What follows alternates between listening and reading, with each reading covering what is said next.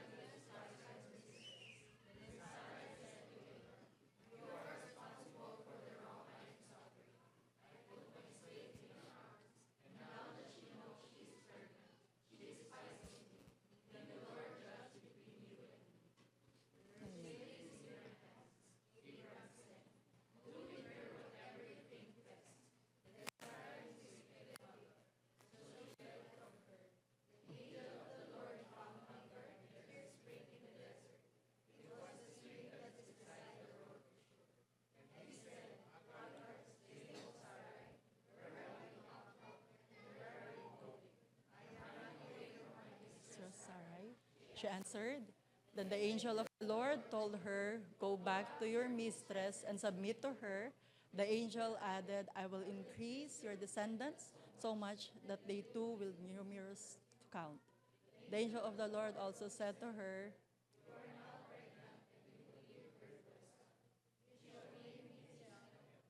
"For the Lord has heard your misery. You be a wild donkey."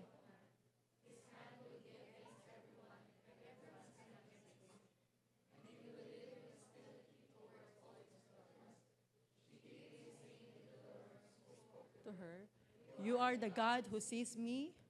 For she said, "I have now seen the God who sees me."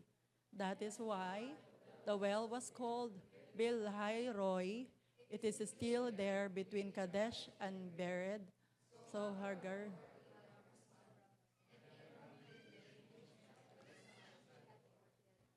Abraham was 60. Okay. Amen. Maaari na po tayong maupo. Purihin ng Panginoon sa pagkakabasa ng salita ng Panginoon. Ayan. Sa series po natin na I Know a Name, ay isa po sa favorite ko, kung okay lang my favorite, ay yung El Roi. Ayan, Jehovah El Roi, the God who sees me. Kasi para sa akin, ang thinking ko, kung nakikita ni Lord, because He is Jehovah El Roi, alam ni Lord kung kailangan ko ng Jehovah Jireh. Alam ni Lord, nakikita ni Lord kung kailan ko kailangan ng Jehovah Rapha. Alam ni Lord kung kailan ko kailangan ng Savior, ng teacher. Alam ni Lord kailan ko kailangan ng counselor. Amen? Dahil nakikita ni Lord, nakagaya nung naging karanasan ko namin, lalo na ako personally, nung week na ito, last Tuesday, na Monday pa lang kinakabahan na ako eh. Sabi ko yung pinsan ko, yung pinagpipray po natin na nasa prayer list po natin tuwing gabi, may schedule po kami, supposedly, sa JBL. Yun nga lang yung schedule namin, 20 pa, galing naman kami doon ng 20. Yun lang, natakot yung pinsan ko, kaya hindi siya nagtuloy na biopsy kasi right there and then binigyan siya ng schedule for biopsy. At umuwi kami nang hindi tinapos yung proseso. And then she changed. Parang nag-gather niya yung strength niya, sabi niya, okay, kailangan ko nang harapin to. Tas Monday pa lang, sabi ko, Lord, pupunta kami doon. Parang sabi ko, sige ate, sabi ko, punta tayo. Parang alam niyo noon, bahala na. Punta tayo sa Tuesday kasi holiday ang Monday. Pero Monday pa lang, kinakabahan ako. Sabi ko, pabiyahe siya ng Pangasinan to Pampanga. Tas ako, Bulacan to Pampanga. And I'm worried. Napupunta kami doon na wala kaming mapapala. Bakit? Hindi namin schedule eh. Naririnig namin nung August 20 na may mga na-late, minuto lang, ilang minuto lang, wala na. How much more ito? 1 linggo na. So, pagdating ng Tuesday, habang nasa van ako, sabi ko, nagpe-pray ako, pray. And then nag-chat ako sa GC ng mga prayer warriors. Sabi ko, please pray for us. Pero hindi ko sinabi. Bakit? Sabi ko, basta just pray for us. May lalakarin kami ng sa pinsan ko, pray for us. And after ko mag-pray, after ko magsa ng prayer, habang nasa van, nagbasa ako ng daily devotion natin na sinend ni Ate Christina na Tagalog. At ang devotion natin that day is Jehovah Shammah. Ang Panginoon ay naroon. Sabi ko, Lord, yes, Elroy, you're the God who sees. Nakita mong, Lord, kinakabahan ako. Kaya, Lord, yung devotion na binabasa ko ngayon, Lord, nandun ka na. Ang prayer ko, Lord, please, samahan mo kami. Pero ang sagot ni Lord, anak, nandito na ako. Ako ang Jehovah Shammah, ang Panginoon ay naroon. Naririto ako at inaantay kita. Sabi ko, Lord, grabe. God saw. Jehovah Elroy, the God who sees me. So, nandun na nga kami. Pumunta ako, dumiretso na ako doon sa hindi na ako nagtanong paano proceed. Dumiretso na ako doon sa dapat pupuntahan namin noong August 20. 26 kami bumalik. Nakita ko yung schedule. Sabi nung doon sa minor operation room, operating room, sabi niya, 20 yung schedule nyo. Ngayon lang kayo nagpunta. Sabi ko, sir, actually, nandito po kami nung 20. Natakot lang po yung pinsan ko. Sabi niya, kaya hindi po kami nagtuloy. Kaya nandito po kami ngayon. Sabi niya sa akin, sandali lang tatanong ko si Doc kung pwede. Malis siya, tas bigla niya akong tinawag ulit agad. Sabi niya sa akin, eto, sinulatan niya yung papel ko sa likod. Sabi niya, punta ka doon sa PhilHealth, kuha ka ng proof na eligible kayo na gamitin, na maging ng benefits ng PhilHealth. Tapos pagkatapos, punta ka sa registration. Sabi niya, magpa-register ka. O ayan na, sabi niya, dyan sa registration, baka dyan ka maharang. Sinasabi ko na sa'yo, sabi niya, kasi para alam mo kung anong possible na mangyari. So bumaba ako, ulit from 3rd floor to ground floor, nag-process ako. Pagdating ko doon, hinahanapan ako ng resibo ng PhilHealth. Siguro sa nervyos ng pinsan ko, nakalimutan niya, ang nadala niya yung old. Naku po, ang tagal kong nag-process. Akyat, hindi ko na mabilang ilang beses akong umakyat, baba ng 3rd floor to ground floor. May elevator naman, pero nakakahiya namang makisabay kasi nakakalakad ako. So may mga wheelchair mostly. Yung sinasakay doon talagang sobrang busy yung elevator na yon. Sabi ko, hanggang sa nakalimang balik na ako, ayaw talagang tanggapin. May pinasend akong picture, pinaprint ko, lalabas ako ng ospital, papaprint ko yung resibo na latest. Hindi pa rin. Sabi niya, hindi malinaw. Hanggang sa ulit-ulit na nasabi ko, Lord, nagawa ko na lahat. Ayaw tanggapin. Lord, anong gagawin ko? Naupo ako doon. I'm so hopeless. Sabi ko, tas naalala ko ulit, wait. Ang pangalan ng ating Panginoon, I know a name.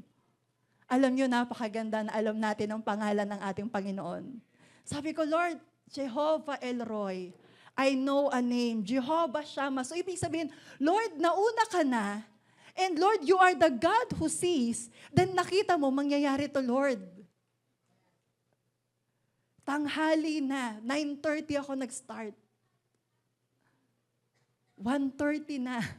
Hindi pa ako tapos. Isang lakad pa lang yon. May pangalawa pa at sabi, doon ako mahaharang.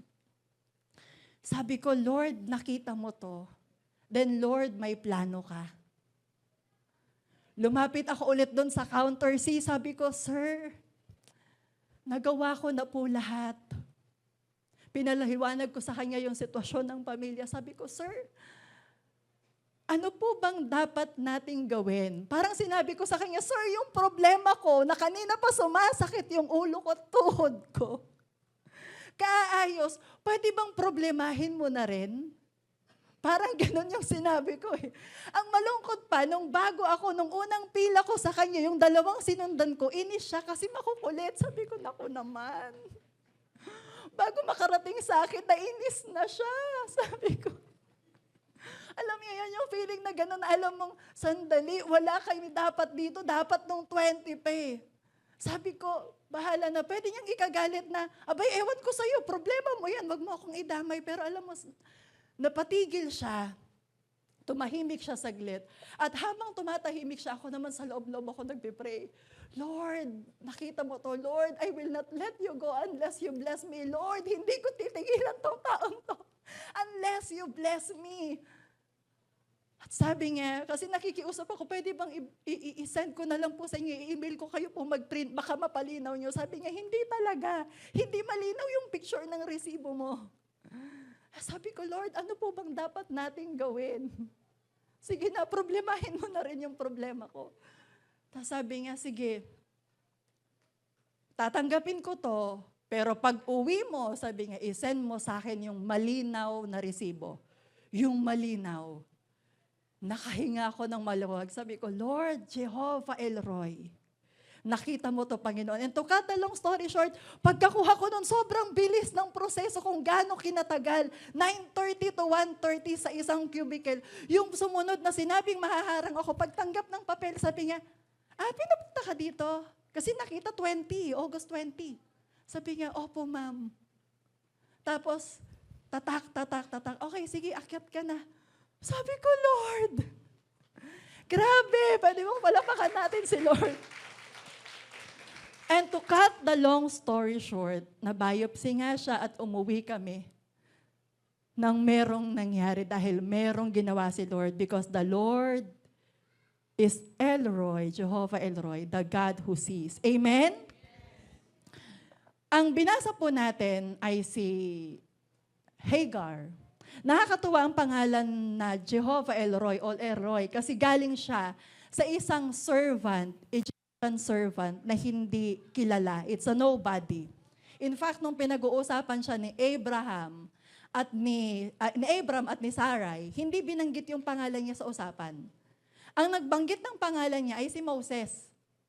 Nung sinusulat to, nung kinikwento to. So, hindi binabanggit. But can you just imagine, it's very interesting na siya ang nagbigay ng pangalan sa ating Diyos na Elroy. Sa kultura po natin, anong tawag dito?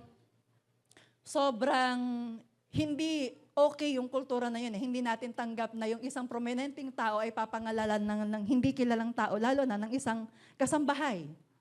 Di ba, minsan hindi nga allowed din makipag-mingle, di ba? Nakatayo lang sila sa gilid. nag-aantay bago mag-serve. Amen? Pero hinayaan siya ng Panginoon na pangalanan ang ating Diyos. Ayan, sabi niya, but although he is a nobody, the great God allowed him to name him El Roy. At hindi lamang po yun, yung napansin kong unusual dito, hindi lamang siya pinayagan na pangalanan siya ng isang kasambahay at ng isang foreigner, Egyptian, hindi lahi ng mga pinili ng ating Panginoon.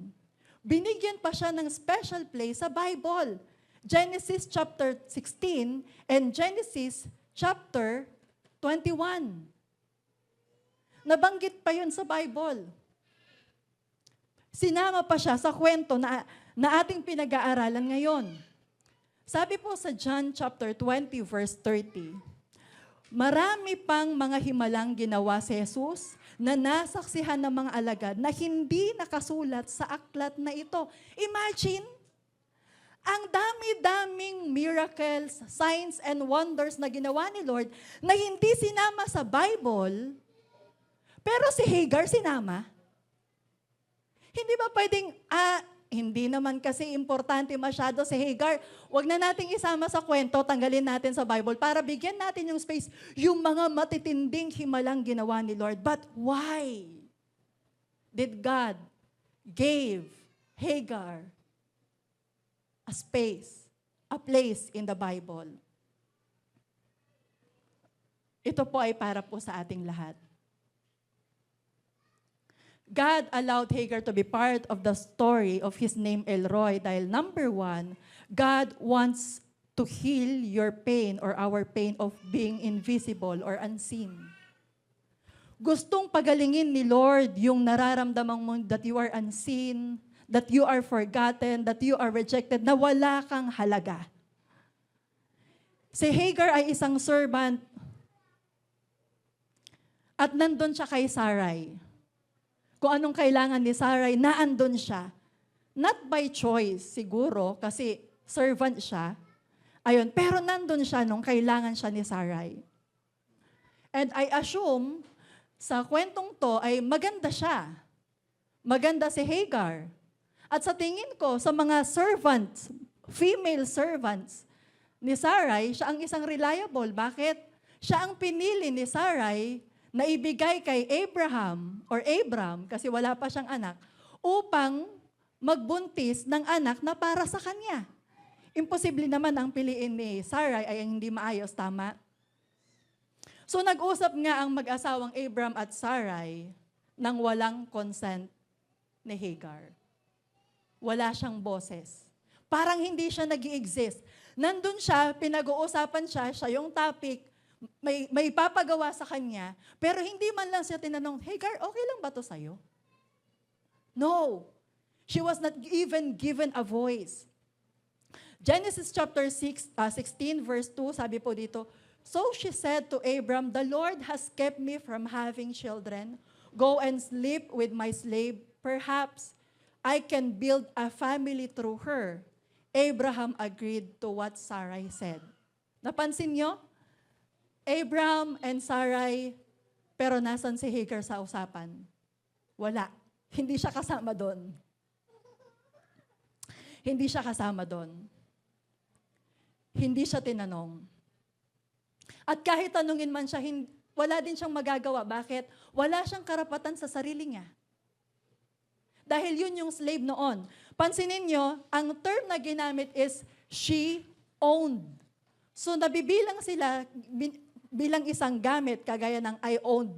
May pagmamayari akong panyo, may pagmamayari akong libro, may pagmamayari akong baka, parang ganun. Isa lang siyang bagay, gamit na meron siya. Can you relate to Hagar? It's like you don't exist. Yung feeling ng invisibility, lalo na sa panahon natin ngayon. Alam niyo po ba, hindi po ito coincident. Alam niyo po ba na ang rates ng being unseen ay mataas sa mga kababaihan, sa mga nanay? Sabi po ng survey, 79 to 94% nararamdaman ng mga nanay ang being invisible, being unseen. Sa mga hindi sila masyadong na-appreciate ng partner, ng society, yung mental and emotional load they carry, yun po yung nararamdaman nila. Di ba? Ang rants ng mga nanay, yung hirap ng pagbubuntis, yung pinagdaanan ko, nasa hukay na yung pa ako. Bakit nila sinasabi yun? Because they felt unseen. Now tell me, coincidence ba na buntis si Hagar nung natagpuan siya ni Lord? No, because God wants to heal our wounds, yung sugat nang hindi tayo nabibigyan ng halaga. God wants us to know that number one, you are found.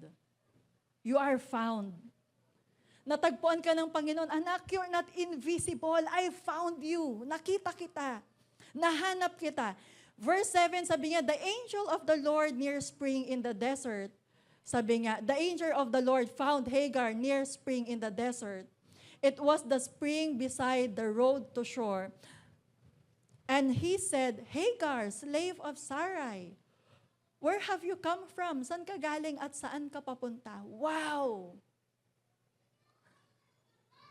Imagine that time na nagpakita si Lord sa'yo nung time na kailangan mo siya. Naalala mo yon? Yung time na sobrang broken ka, yung time na sobrang problematic ka. Just like Hagar, can you relate? Hindi niya alam saan siya papunta. She was unseen, tumatakbo siya. At tinawag siya ng Panginoon, hindi siya tinawag na babae, saan ka pupunta? No, she was called by her name. It's like God is telling her, mahalaga ka sa akin. I know your name. Hindi lang kita nakita, kilala kita. Kilala kita. And remember, si Hagar, nahanap siya ni Lord. Hindi si Hagar ang nakahanap kay Lord. In fact, hindi niya hinahanap si Lord. She is a runaway slave. So God is telling us right now, He's telling you and me, you're not lost in the wilderness. You are found.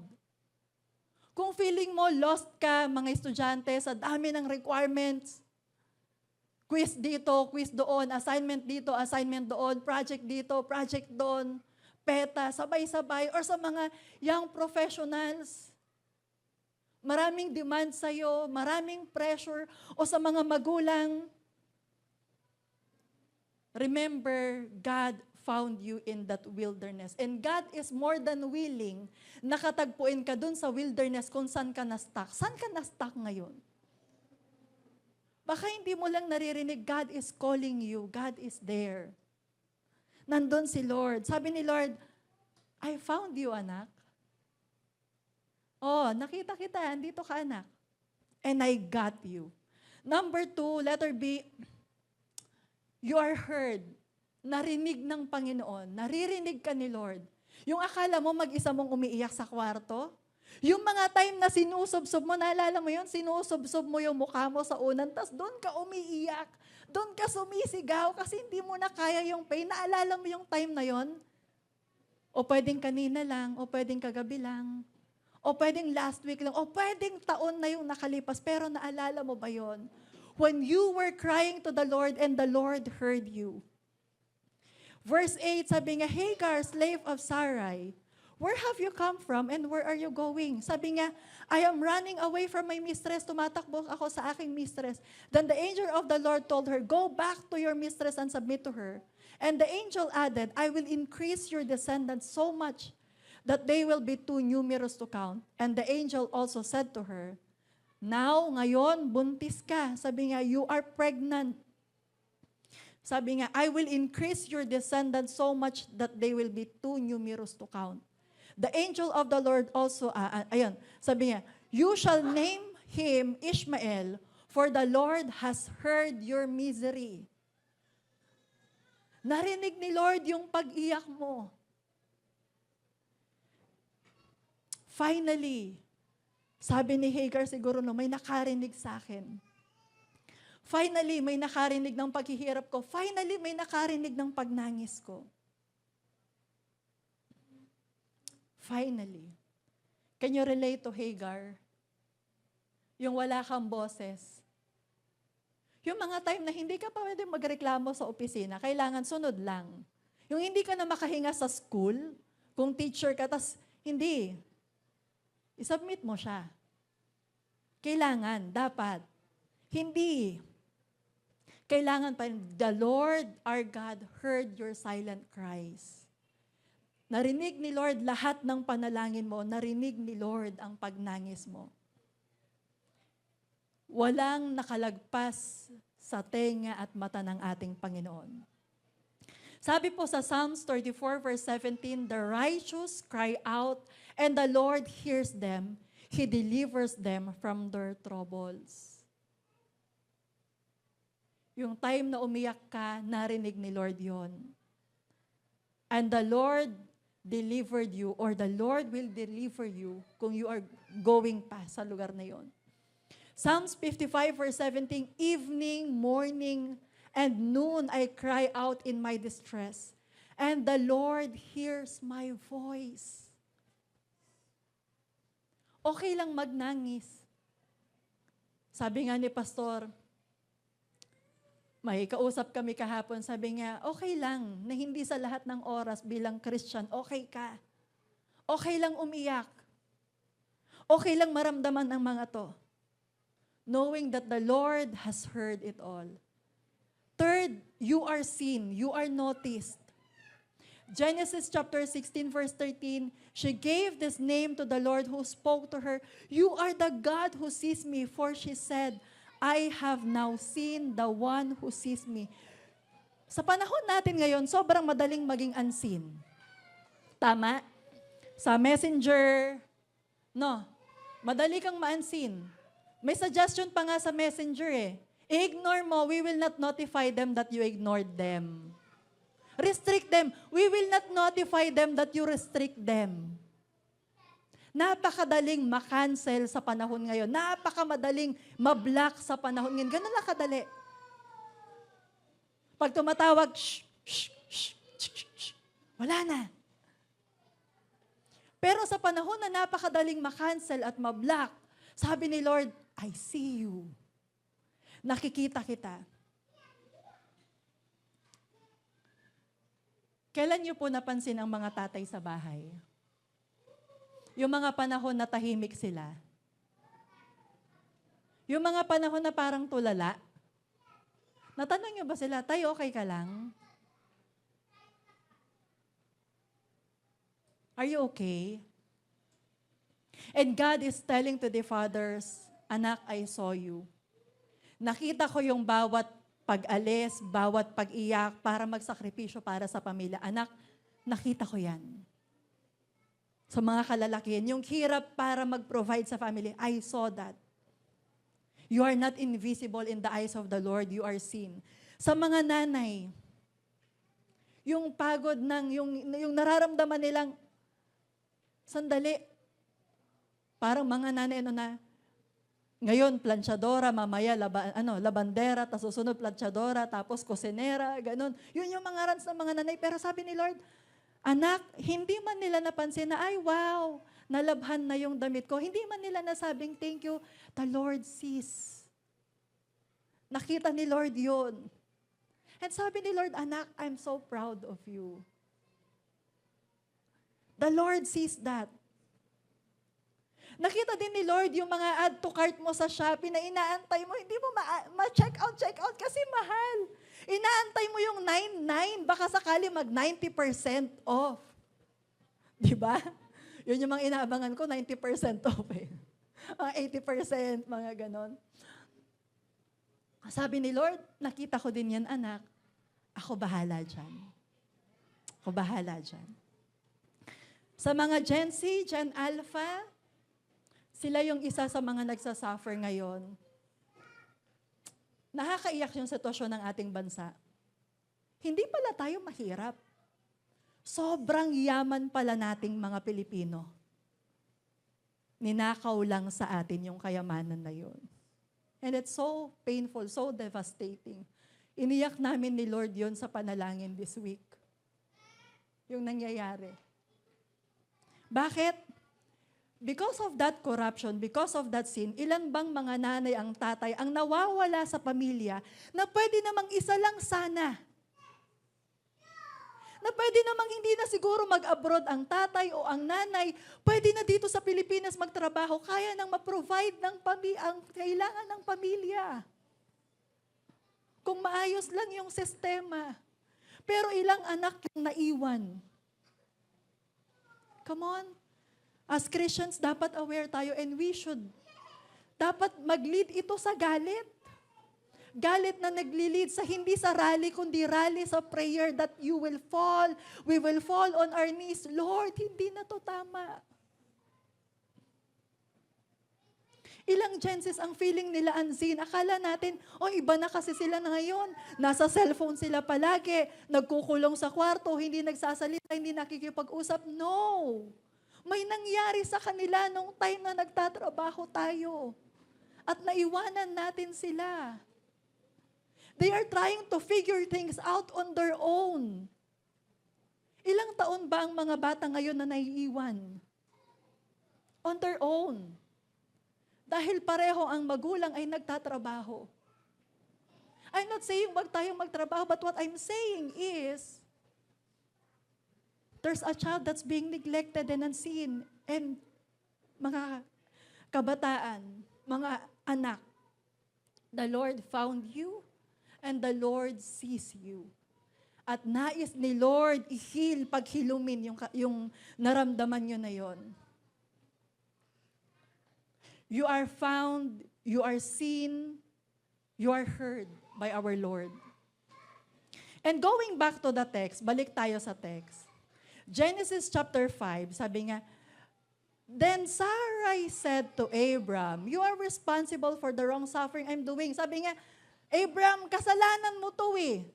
Binigay ko sa'yo yung servant ko para maging asawa mo, para magbuntis siya. Ngayon, alam na niyang buntis siya. Ngayon, sinusuway na ako.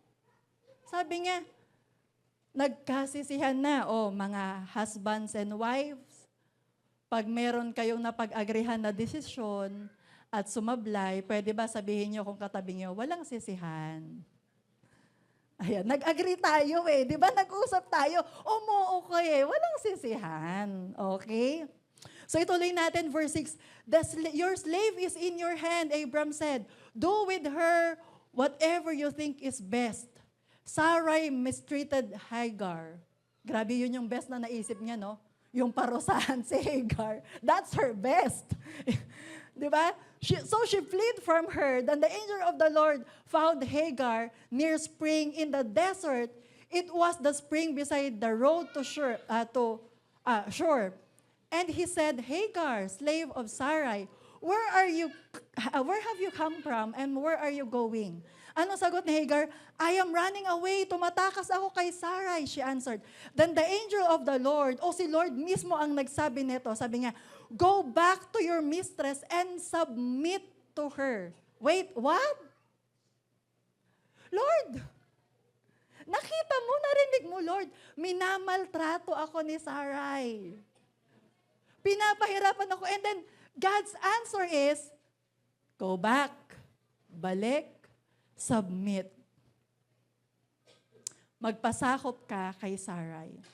The very thing that she was running from is the very thing that God asked him to go back. Alam niyo yung maganda kay Lord, hindi lang niya ginagamot yung sugat natin pag nasasaktan tayo. Dinidil din ni Lord yung problema, yung attitude natin na dahilan bakit ka nandun sa problema na yon. Bakit ka nalagay sa problema na yon? Yung attitude. Huwag po natin kalimutan, sa case ni Hagar, bago nangyari itong verse 6, may nangyari muna sa verse 4. Balikan natin, sabi nga, verse 4, he slept with Hagar and she conceived. And she knew that she was pregnant and began to despise her mistress. Yun pala. Siya yung unang nagpakita ng attitude. Na-promote siya bilang asawa, tas nalaman niya buntis siya. Si Sarai hindi buntis. Ayun na. Nag-iba na ang ugali.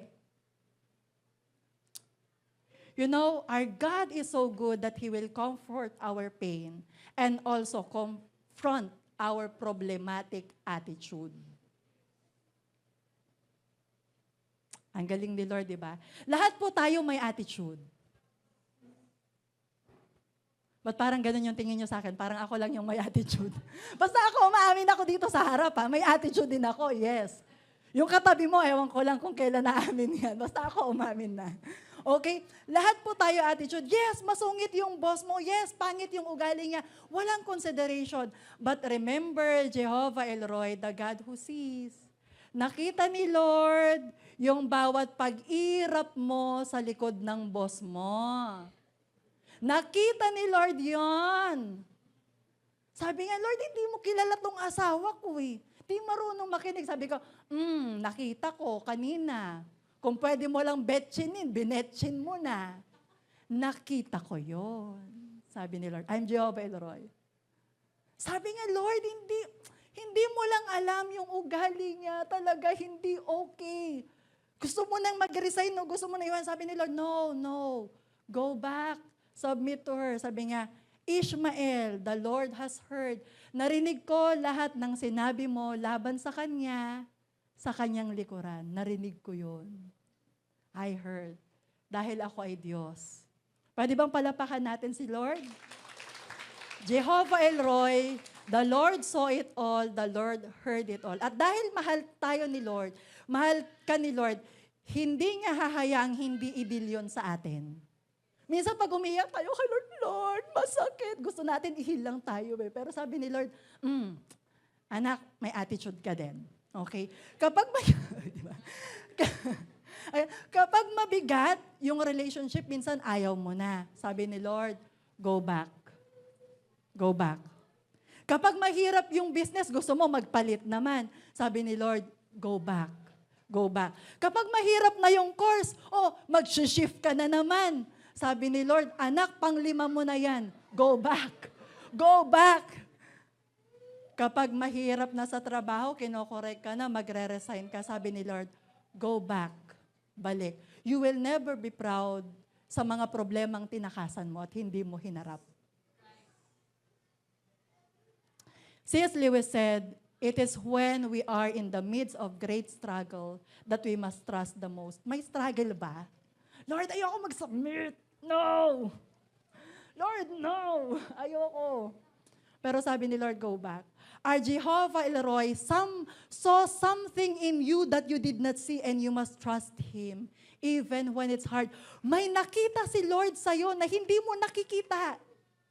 Kaya gusto ni Lord mag-submit tayo.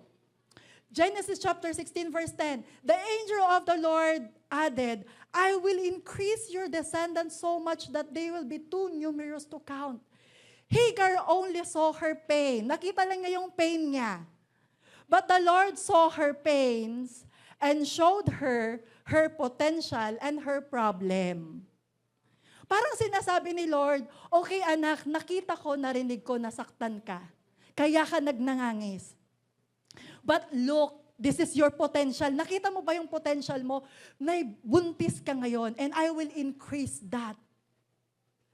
Yung pinagbubuntis mo, sabi sa Genesis 21 verse 18, ang term ni Lord doon, I will make him into a great nation.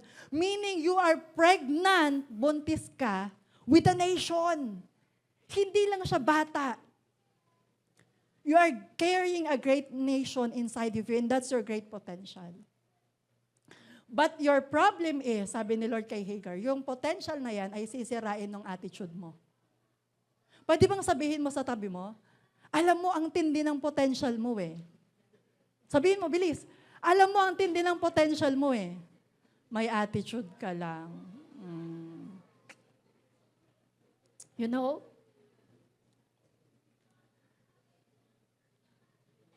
Gustong paghilumin ni Lord yung araw na yan. If only we would submit to God. Remember, sandali So si Hagar, from Canaan, umalis siya kay Sarai. Saan siya papunta? Papunta siyang Egypt. Sounds familiar? Canaan to Egypt? It's just the reverse. Yung mga Israelites, from Egypt, papuntang Canaan, and they went on circles 40 years. Ulit, ulit, ulit. Bakit? Sabi ni Lord, simple lang. Pupunta kayo ng promised land, you only need to submit to me, obey me. Yung mga sumunod, nakarating ng lupang pangako. Yung mga hindi sumunod, hindi nag-submit, namatay sa wilderness. Kaya tinanong si Hagar, di ba? Hagar, servant of Sarai, saan ka galing at saan ka papunta? Napansin nyo, nasagot niya saan siya galing, pero hindi niya masagot yung tanong, saan siya papunta? Sabi niya, tumatakas ako sa mistress kong si Sarai. Alam niya saan siya galing, pero hindi niya alam saan siya papunta. And Hagar could have not made it. Hindi siya dapat nakarating doon sa pangako ni Lord that her child will become a great nation kung hindi siya sumunod. He could have died in that same wilderness. His road from Canaan to Egypt, pwedeng namatay din siya doon, kagaya ng marami sa mga Israelites. You know, you can make it to the promised land. Mag-submit ka lang kay Lord. We can make it to the promised land. You can make it to the promised land. Ano ba yung prayer na yon? If only mag-submit ka lang kay Lord. Number 2, and this is where it gets harder for me. As I study the Word, habang ginagawa ko bawat point, sabi ko, Lord, itong gusto mong i-share ko sa mga anak mo, Lord, this is so heavy, but yes, Lord, I will obey. So please, pray for me. Second, God wants to heal your wounds of being abandoned. I believe in my heart na sinama ni Lord si Hagar sa story sa Bible to heal yung mga taong galing sa isang different setup ng pamilya. Hagar was the story of a second family.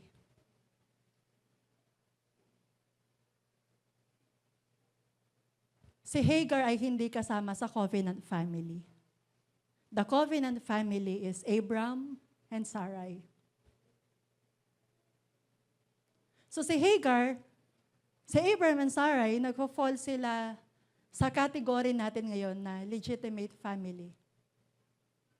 And Hagar falls into the category of illegitimate family. Kailangan natin pag-usapan po ito sa church because God wants to heal that once and for all. God wants to bring healing to every souls, every hearts, every family. Si Hagar is ginamit si Hagar to solve a problem. At problemang hindi kanya, hindi niya problema, but she was used.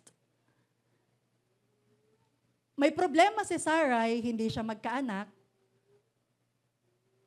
So, hindi lang ito kawalan ng anak yung issue eh. Ang issue din dito ay social status and security. Bakit? Sa kultura po nila dito, sa panahon nila Sarah at Abram, kapag wala kang anak, medyo wala kang social status. Kasi yun ang expected sa mga babae. May anak dapat. May anak dapat. Okay? So, natatakot siya. While waiting, natakot siya. And also, it speaks of security. Kasi during their time, pwedeng i-divorce ang isang babae na hindi magkaanak. So sabi niya, wait, habang inaantay niya yung pangako ng Panginoon na mangyari, sabi niya, Lord, kailangan ko na atang gumawa ng paraan. At naisip niya si Hagar. Hagar did not ask for it, pero nandun siya sa problemang yon. Sabi sa Genesis chapter 16 verse 2, she said to Abram, the Lord has kept me from having children. See, alam niya na si Lord. Ang nagpigil sa kanya na hindi magkaanak. Pero ang solusyon niya, sabi niya, okay, perhaps, go to my slave and perhaps I can build my family through her. Ibig sabihin, gagamitin ko tong slave ko na to para sa aking sariling pangangailangan. Manganganak siya at kukunin ko. Can you relate to Hagar? May mga pain sa buhay na hindi mo hiningi. You did not ask for a heartbreak. You did not ask for that loss. May mga nangyari sa buhay mo na hindi mo ginusto. Hindi mo ginusto ang broken family, but life happened. Hindi mo ginusto ang betrayal, but it happened. Hindi mo ginusto na ikaw yung maging bunga ng kagaya ni Ishmael, but nandyan ka sa sitwasyon na yon. Genesis chapter 9 at 21 verse 9.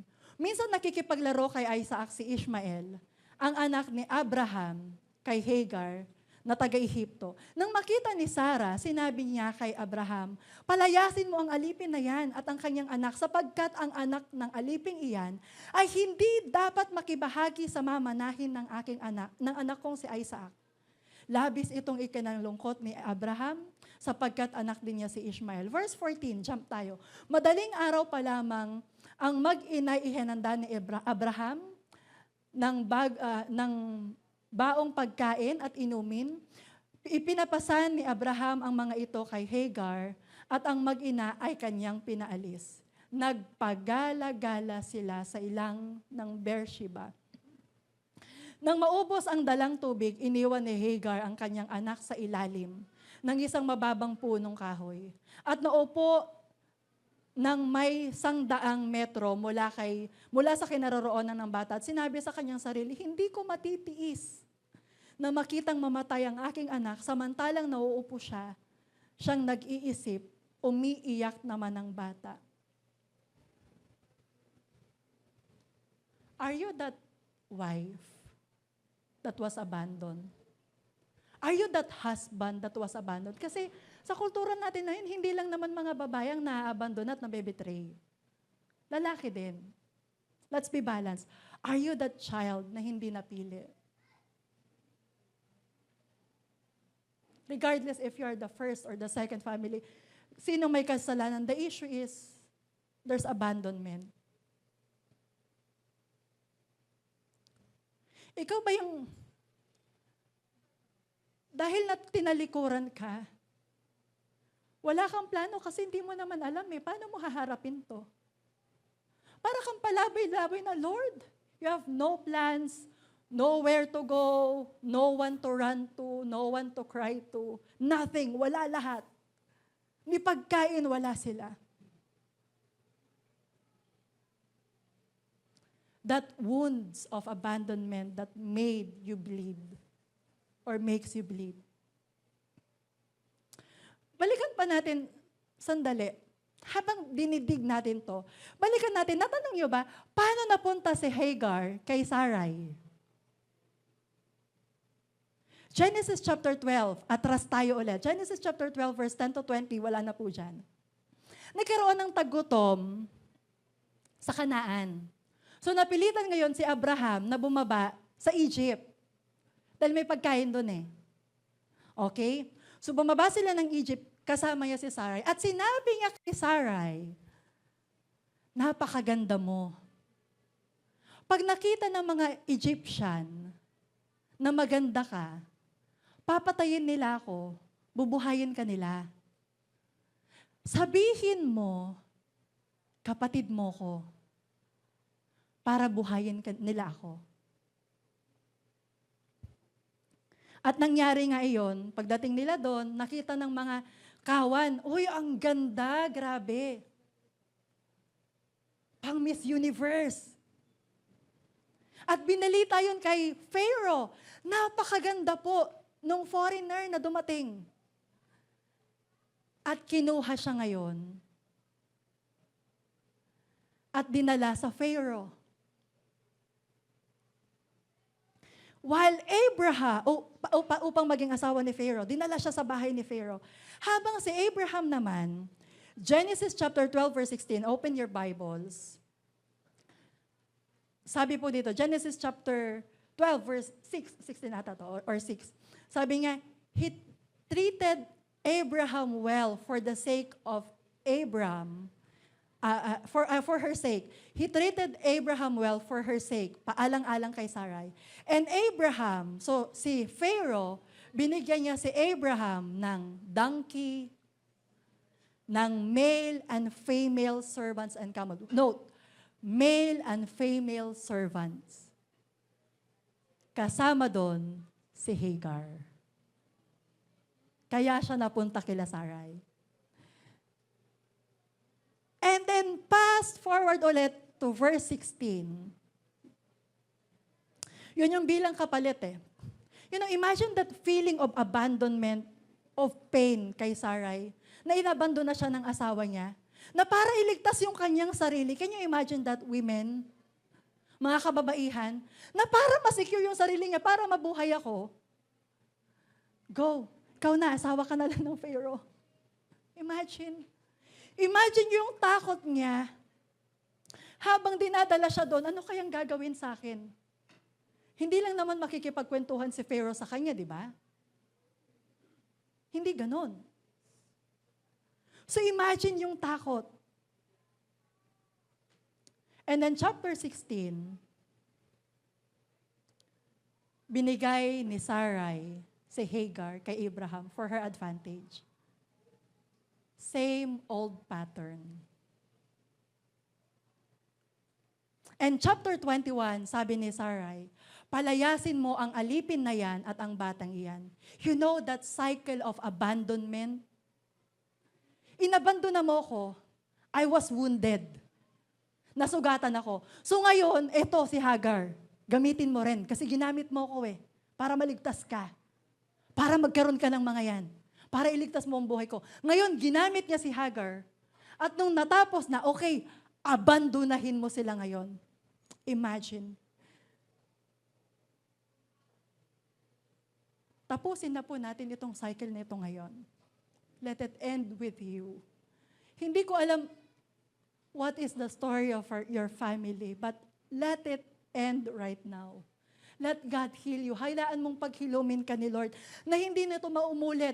Ilang beses mo na bang nahuli yung sarili mo na sinasabi mo yung mismong linyang ayaw mong sabihin sa'yo ng nanay mo, ng tatay mo? Napansin niyo na ba yon? Na yung galit na galit ka, tapos may sinabi kang word and then sinabi mo, oh. Yun din yung sinabi ng bata ako. The very thing na ayaw mong gawin sa'yo, naulit din. So God wants to heal your wounds of being abandoned para maputol yung cycle. Para maputol yung curse. Yes, you are betrayed. Yes, you are abandoned. But God wants you to know this promise. Sa Aklat ng Mga Awit, 27 verse 10, itakwil man ako ng aking ama't ina, si Yahweh ang sa akin ay mag-aaruga. John 14:18, I will not leave you as orphans. I will come to you. Because I see you, nakita kita, iniwanan ka, nakita kita. For the seniors who are left out by their children, nakita kita. Pangako ni Lord, Genesis chapter 21, verse 12, sabi nga, ngunit sinabi ni Abraham, sinabi ng Diyos kay Abraham, huwag kang mag-alala tungkol sa mag-ina. Sundin mo ang gusto ni Sarai sapagkat kay Isaac magmumula ang lahing sinabi ko sa iyo. Ngunit ang anak mong si Hagar ay manganganak din ng marami. Sila'y magiging isang bansa dahil anak mo rin siya. Jump to verse 17. Narinig ng Diyos ang pag-iyak ng bata at nagsalita mula sa langit ang anghel. Hagar, anong bumabagabag sa iyo? Imagine the tenderness of the Lord. Very personal makipag-usap si Lord. Anak, anong bumabagabag sa'yo? Ano yung tumatakbo sa isip mo? Ano yung nagpapagulo sa isip mo? Ano yung nagpapabigat sa puso mo? Sabi ni Lord, narinig ko ang pag-iyak ng iyong anak. Lapitan mo siya at patahanin. Gagawin ko siyang isang dakilang bansa. Ang kanyang lahi. Gagawin kong isang dakilang bansa ang kanyang lahi. Did you notice? Same promise. same covenant as Isaac. Right? Kung walang plano sa'yo, ang iba sabi ni Lord, ako anak, may plano sa'yo. So from illegitimate family, sabi ni Lord, I'm giving you the same covenant. Dahil sa akin, walang illegitimate child. Lahat anak ko. Pwede bang palakpakan po natin si Lord? Yes, inabandona ka ng tatay o nanay mo. Sabi ni Lord, ako ang iyong ama. I see you, anak. I see you. You are healed in Jesus' name.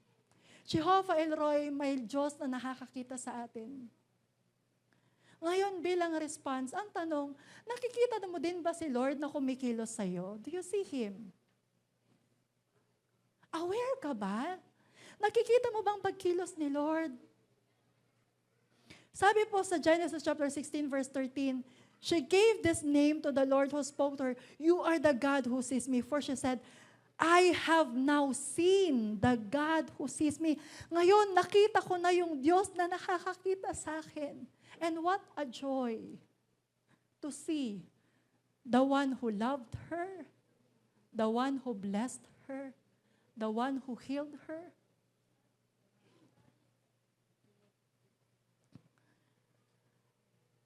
Sabi po sa Aklat ng Mga Awit, Awit 21, verse 3 to 8, di niya ako hahayaang mabuwal, siya'y di natutulog, ako'y babantayan. Pwede bang basahin natin ng sabay-sabay? Ang tagapagtanggol ng bayan ng Israel, hindi natutulog at palaging gising. Si Yahweh ang ating tagapag-ingat, laging nasa piling upang mapagsanggalang. Okay, di maano sa init ng araw, kung gabi hindi ka sasaktan ng buwan, si Yahweh ang siyang sayo'y mag-iingat, sa mga panganib ikay ililigtas. Si Yahweh ang siyang sayo'y mag-iingat. Sasamahan ka saan man naroon. Ikay iingatan, di ka maano kahit kailanman. The eyes of the Lord are Jehovah El Roi, never sleeps nor slumbers. The Lord saw you. Pwede bang panoorin po natin tong video po na ito and let us reflect.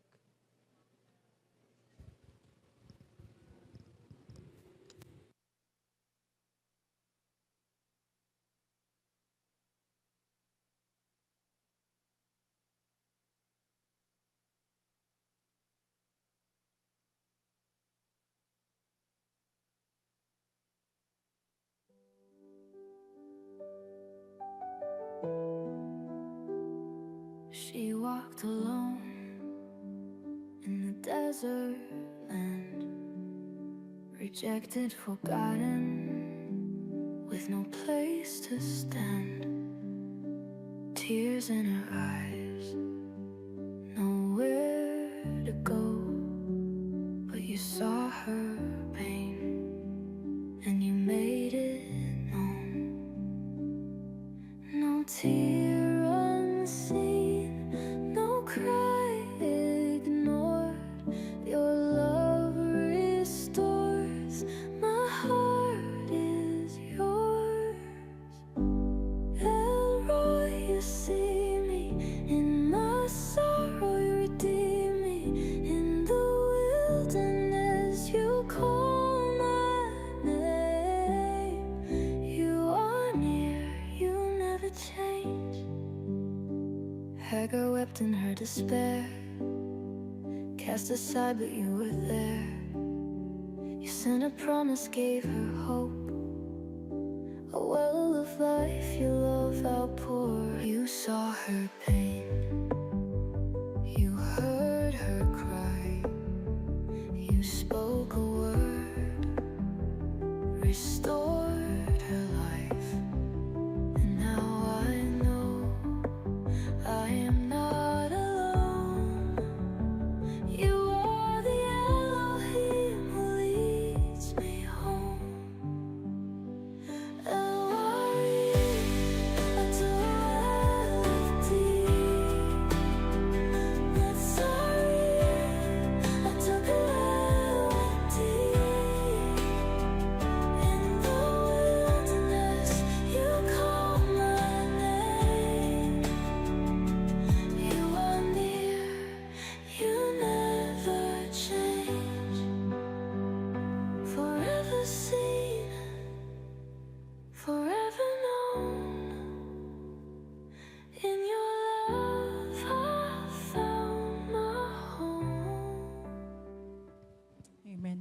dalawa tayong tumayo at tayo po ay manalangin.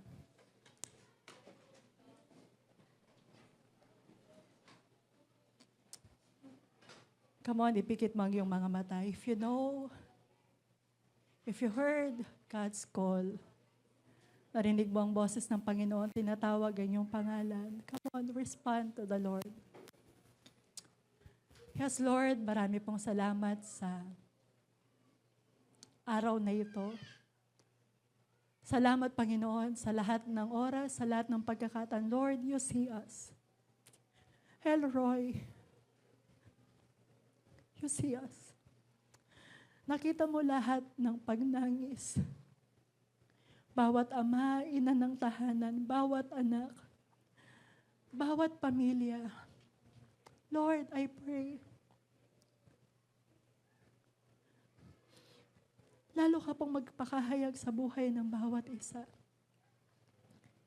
And Lord, it's our prayer, Lord, that yes, we will see you as you see us in the desert, Lord, that we will see you and hear you and we will say, yes, Lord, narito po ako.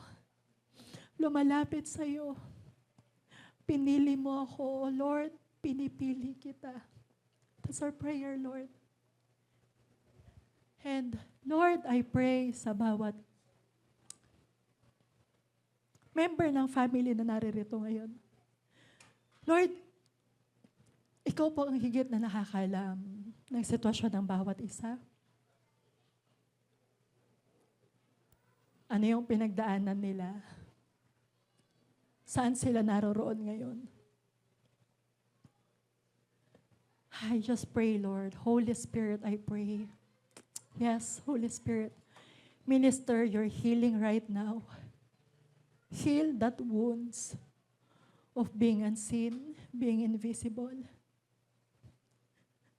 And heal that wound of being abandoned, na hindi na po mauulit.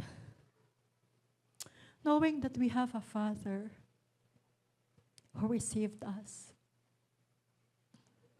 and adopted us as His child. At ikaw yun, Panginoon. Purihin ka, O Diyos, dakilain ka. Yes, Lord, thank you for the healing. Thank you for the restoration. Thank you for the healing of the soul, the mind, the flesh. Yung bawat tremors ng katawan, thank you, Lord. We receive that healing. Lord, salamat for healing our memories. That when painful memories come, of being unseen or being abandoned. Lord, thank you. Nakita mo yun, Panginoon. And Lord, let us remember you healed us. Na hindi na dapat kami maulit na masaktan. And Lord, thank you. Dahil pinagaling mo po kami, Lord, kami rin po ang gagamitin mo upang magdala ng kagalingan sa aming pamilya, upang magdala ng kagalingan, Panginoon, sa mga tao binibigay mo, Lord God, sa amin. Salamat po, Diyos. In Jesus' name we pray. Amen and